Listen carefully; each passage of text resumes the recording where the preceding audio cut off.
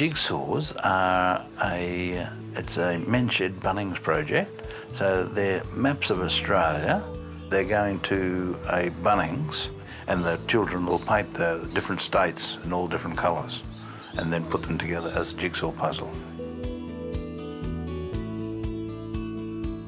So step one was to draw up a size, and then we scanned that on the computer and then we printed it out. So we printed out a bit over 300 sheets.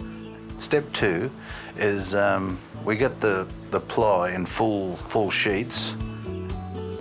The jigsaw puzzles are actually 9 by 9, and so we then cut the sheet into 9 by 9 in measurement. So we're old man shedders, so we're still in inches, I'm sorry.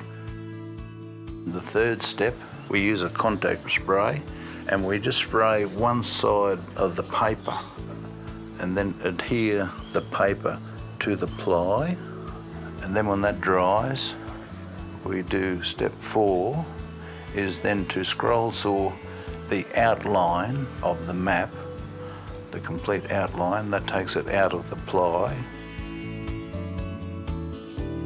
And then step 5 is to cut out the states.